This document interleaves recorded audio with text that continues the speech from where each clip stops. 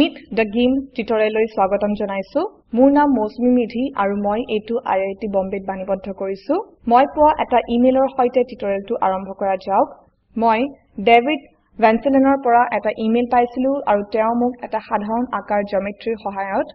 গিম্পৰ সৈতে কেনেকৈ আঁকিব পাৰি সুধিছিল গতিকে প্ৰথমতে সকলোতকৈ সহজ উপায়েৰে আৰম্ভ কৰা যাওক যিটো হৈছে সিধা ৰেখাৰ সৈতে এডাল সিধা ৰেখা আঁকিবলৈ টান কিন্তু আপোনালোকে যদি ইয়াত এটা বিন্দু বনাই আৰু শিফট কি দবাই আৰু অন্য এটা বিন্দু বনাই আপোনালোকে সহজতে এডাল পোন ৰেখা আঁকিব পাৰিব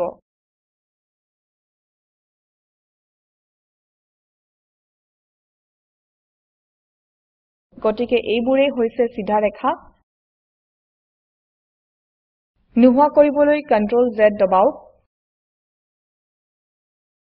এটা সমচতুৰ্ভুজ অলপ কিছু জটিল মাত্ৰ টুল বক্সলৈ যাওক আৰু ৰেক্টেংগল টুল মানে আয়তকাৰ টুল নিৰ্বাচন কৰক আৰু দিশ অনুপাত 3/3 হিচাবে ৰাখক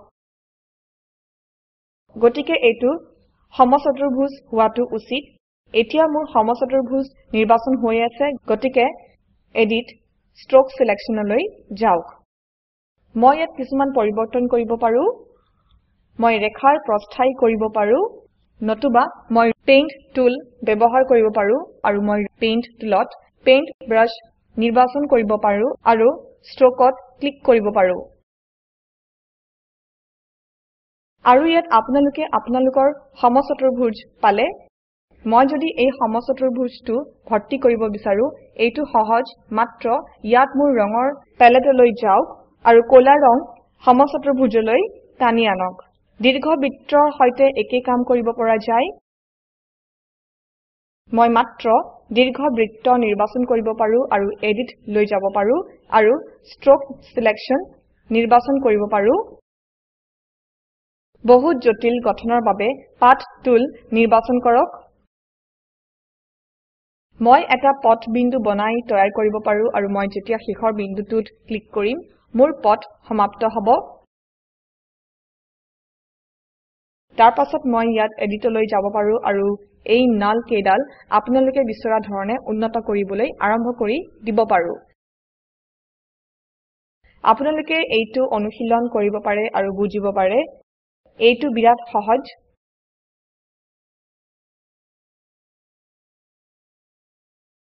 শেষত মই কৰিব বিচৰা বস্তুটো হৈছে পথটো পাক লগোৱা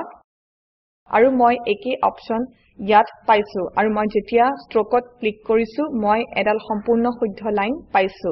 এইডাল সিধা ৰেখা নহয় কিন্তু এইডাল সম্পূৰ্ণ শুদ্ধ ৰেখা আৰু এই সপ্তাহৰ বাবে এইখিনিয়ে বেছি তথ্যৰ বাবে http://meetthegame.org লৈ যাওক আৰু আপোনালোকে যদি মতামত পঠাব বিচাৰে অনুগ্ৰহ কৰি info@meetthegame.org লৈ লিখক শুভ বিদায় এই পাঠটি বৈজয়ন্তীৰ ডেকাৰ দ্বাৰা অনুবাদ কৰা হৈছে IIT বম্বেৰ পৰা মই মৌচুমী মিধি এতিয়া আপোনাৰ পৰা বিদায় লৈছো যোগদানৰ বাবে ধন্যবাদ